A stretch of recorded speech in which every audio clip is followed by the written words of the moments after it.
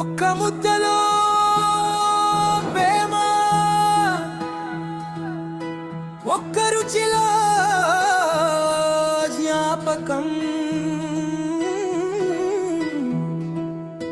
చిట్టమ్మ రుచులు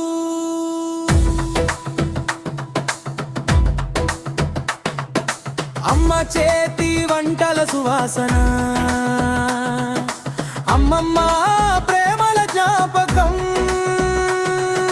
ప్రతి జాడీలో సంప్రదాయం, ప్రతి రుచిలో ఆనందం.